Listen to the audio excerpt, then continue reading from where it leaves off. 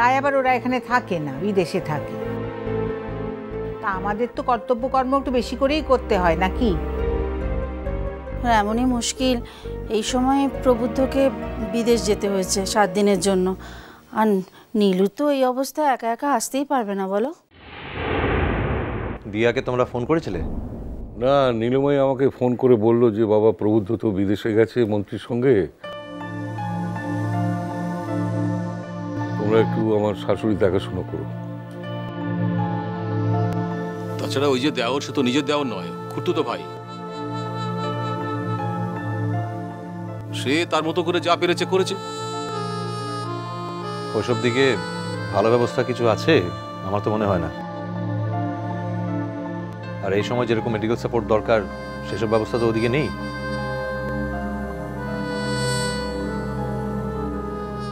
দীপুর সঙ্গে আলোচনা করলাম, দীপু বলছে যদি ওর হাসপাতালে শিফট করা যায় তাহলে সব রকম সাপোর্ট দেওয়া যাবে। হ্যাঁ, সাপোর্ট যে পাবে, কিন্তু ভদ্রমহিলাকে কি শিফট করা যাবে? ও বাবু, তাহলে আমাদের তো যেতে হয় রে। হ্যাঁ, যেতে তো নিশ্চয়ই হয়, কিন্তু রোজ কলকাতা থেকে বৈদ্যবাটি করা, মানে এখান থেকে দেখভাল করা কিন্তু খুব ঝক্কির ব্যাপার। দাদা ভাই, এক কাজ করি, ছোটকামনি হাসপাতালে তো জায়গা হবে, তাছাড়া আমি আর 2-1টা জায়গায় কথা বলে দেখি। তোমরা গিয়ে পরিস্থিতি দেখো, আর প্রবুদ্ধদার বাড়ির সঙ্গে একটু আলোচনা করে নাও লোকজনের সঙ্গে। তারা যদি কলকাতায় চিকিৎসা করাতে চায় তাহলে। প্রবুদ্ধর বাড়িতে আর আছেটাকে? ওরা দিদি, তার বিয়ে হয়ে গেছে, সে বাইরে, সে যতক্ষণ না এসে পৌঁছচ্ছে ততক্ষণ তার আলোচনা করার স্কোপই নেই। আর প্রবুদ্ধ বিদেশে, সে নীলুকে ফোন করবে, নীলু তারপর আমাদের ফোন করবে, তারপর আলাপ আলোচনা হবে। হয়তো দেখা গেল এইসব করতে করতে ভদ্রমহিলার চিকিৎসারই সুযোগ হলো না। না না, নীলু যখন ফ্রি হ্যান্ড দিয়েই দিয়েছে, শুধু ফ্রি হ্যান্ড দেওয়া নয়, ও যখন বারবার করে বলছে যে তোমরা আমার শাশুড়িকে একটু দেখো, তো এরপর তো কারো কিছু বলার থাকে না। কিন্তু প্রবুদ্ধর মা যে বাড়িতে থাকেন ওখানে তো ওদের জ্যাঠতুতো খুড়তুতো, মানে শরিকি বাড়ি, তো সবার মত নিয়ে কাজ করতে গেলে। সেসব তো পরের কথা, আমাদের তো আগে একবার যেতে হয় দাদা। সে তো ফোনটা আসার পরই আমি তোমার দিদিকে বলেছি যে তৈরি হও, আমাদের যেতে হবে। তাহলে তোমরা এতক্ষণ তৈরি হওনি বা কেন?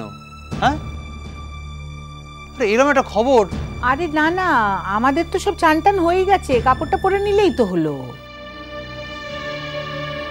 ভাবছিলাম না, দুটো সেদ্ধ ভাত ফুটিয়ে। আমরা তো আর কোনো উৎসব বাড়িতে যাচ্ছি না, সেদ্ধ ভাত খেয়ে জিরিয়ে টিরিয়ে তারপর রওনা দেব। হ্যাঁ ঠিকই, আরে রাস্তায় যা হোক কিছু একটা খেয়ে নেওয়া যাবে, আগে তো সেখানে পৌঁছানো দরকার। এদিকে তো আবার আর এক মুশকিল হয়েছে। আবার কি মুশকিল হলো?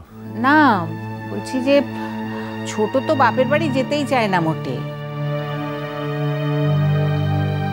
তা কটা দিনের জন্য গেছে বাচ্চা কাচ্চা নিয়ে একটু থাকবে বলে।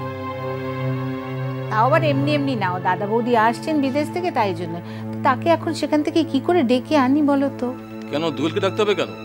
দোয়েল এসে কি করবে? আমরা তো এতজন যাচ্ছি, দোয়েল না গেলে কিচ্ছু হবে না। না না, সেই জন্যে না, বাড়িটা একেবারে ফাঁকা করে সবাই মিলে চলে যাব। আজকাল তো শহর জুড়ে যা হচ্ছে দেখতেই তো পাচ্ছ, আমাদের পাড়াও তো বাদ যাচ্ছে না। ওই তো ওদিন ঘোষবাবুদের বাড়ি, ওই যে রঙের মিস্ত্রি এসে রং করতে ঢুকলো, তার 92 বছরের মাকে মেরে টেরে জিনিসপত্র নিয়ে তো চম্পট দিল। আচ্ছা, মুখে কি তোরা কেউ মানুষটা বলে মনেটা করিস নাকি? মো তো ঘরকে আনছে নাকি? আর তুমি আছো বললেই তো আমাদের চিন্তা। তোমার তো আবার মহিমার শেষ নেই, যা তোমার ট্র্যাক রেকর্ড। শুন বড় দাদা বাবু, এখন একটু বিপদের সময় মাথাটা ঠান্ডা করে চা কিনে মোর পিছুতে এখন লাগতে তো আসিস না। তা বাদে মু তো এখন আর আগের মেয়াটা লইলা।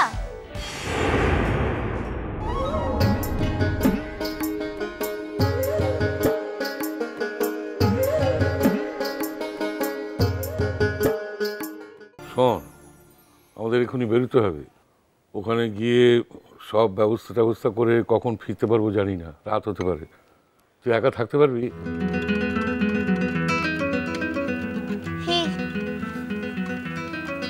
পারবো। আমার না সবচেয়ে বেশি রাগ হচ্ছে মিঠাইটার উপর। দেখো, চিনি সন্দেশ মামা বাড়ি গেল, সেও অমনি বায়না ধরল ওদের সাথে যাবে। আর ছোট তো আছেই, সব ব্যাপারে প্রশ্রয় দেয়। চল মিঠাই, তুইও চল, দিদি ভাই নিয়ে যাই, চললো মিঠাই। আচ্ছা মেজো, তুইও যেমন, ও কি জানতো এরকম একটা কাণ্ড ঘটবে? আর ও যদি থাকতো ধর, তাহলে বা কি সুবিধাটা হতো আমাদের? আহা, বাহার সঙ্গে থাকতে পারতো, দুজনে মিলে একসঙ্গে থাকলে একটু সাহস পেতো। মুরগি সাহসটার কোনো অভাবটা আনছে নাকি? তা বাদে মু তো আজ কলেজটাতে যেছিলা, ঘরকেই থাকবো, লেখাপড়াটা করবো, ঠিক আছে? কিচ্ছু অসুবিধাটা হবে না। তুমি সাবধানে থেকো, এই আর এক চিন্তা রইলো আমাদের। কবে যো, চল চল চল, কাপড়টা পরে নে, ওদিকে আবার কি হচ্ছে কে জানে। চ। হ্যাঁ যাই। তোমরা যাচ্ছ যখন, যদি কোনো এমার্জেন্সি হয় তাহলে আমাকেও ডেকে নিও, আমি চলে যাব। আর যদি আমার যাওয়ার দরকার না থাকে তাহলে আমার এখানে কি কি করণীয় সেটা আমাকে টাইম টু টাইম কমিউনিকেট করে জানিয়ে দিও। ঠিক আছে, নিশ্চয়ই জানাবো। আমি রেডি হয়নি বাবা, আমেজ খাওনি, আমি তৈরি হয়ে আমরা আছি। তো তৈরি আছি, তুই রেডি হয়ে আয়।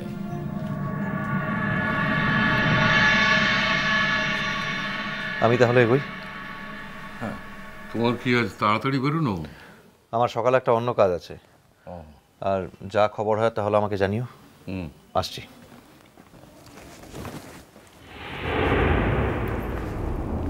এই যে রূপমা, তুমি তো তৈরি হয়ে গেছো। হ্যাঁ বাবা, আমি রেডি।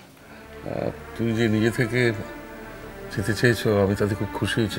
আমি ভাবছিলাম বাহা বাড়িতে একা থাকবে, রূপু থাকলে ভালো হতো। বাহাকে বাড়িতে একা রেখে যেতে অসহায় না আমার। এই মেজো বাবুটা না এখন মিলা বাজে কথাটা বলে কি ওখান থেকে এই কথা ঘ্যান আনছিস কেসে লিখে? মু তো বলছি মু ঠিকঠাক করে থাকবো, তা বাদে মুখে এখনো ছোটটা আনছিল কি? বাবা, খুব যে ভাষণ হচ্ছে দেখছি। মুখি আর ছোট টু আছে নাকি? তো ছোট তো নেই বুঝলাম, কাজে কথায় সেটা বুঝিয়ে দেখিও মা।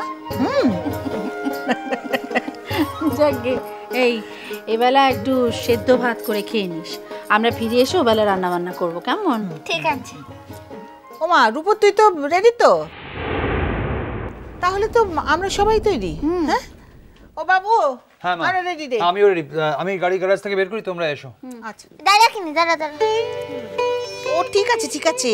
আরে বাবা, তাড়াহুড়ো পৌঁছে এখানটা ঠিক করে একটুখানি। হ্যাঁ হ্যাঁ, ঠিক আছে, যা।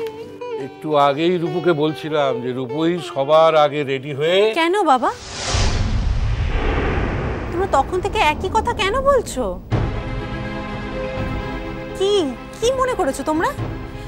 তোমাদের বড় মেয়ে ফোন করে তার শাশুড়িকে দেখতে যেতে বলেছে বলে আমি যাচ্ছি? সেটা কিন্তু নয় মা, আমি একটা বয়স্ক মানুষকে দেখতে যাচ্ছি যে সারাটাক্ষণ একটা ঘরের কোনায় একা বসে থাকে, যদিও শরিকি বাড়ি, কিন্তু কে কার বলো তোমা? আমি মাঝে মাঝেই ওই মহিলাকে দেখতে যাই। আমার সব যাওয়ার খবরটা তোমরা জানো না মা। বাবা, আমি আবার বলছি, আমি কিন্তু তোমাদের বড় মেয়ের শাশুড়িকে দেখতে যাচ্ছি না, আমি একটা অসহায় বৃদ্ধাকে দেখতে যাচ্ছি বাবা।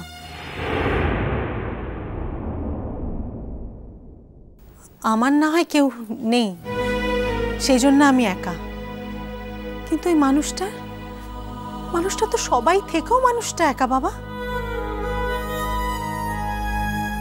আচ্ছা, ওই মহিলা তো সারাটা জীবন কষ্ট করে নিজের ছেলেকে মানুষ করেছে।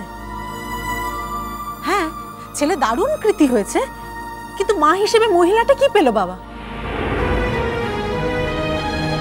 এখনো তো সারাটা জীবন যেমনি কষ্ট করেছিল এখনো তেমনি কষ্ট করে যাচ্ছে। সারাটা জীবন একা লড়াই করেছে, এখনো একা লড়াই করে যাচ্ছে। আমি ওই মানুষটার লড়াইকে সম্মান করি বলে মানুষটার কাছে যাই, এবং আজকেও যাব।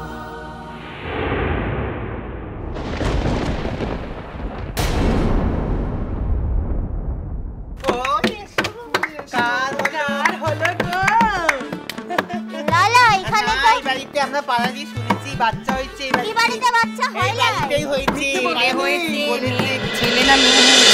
মিষ্টি কুটু মিষ্টি কুটু মিষ্টি কুটু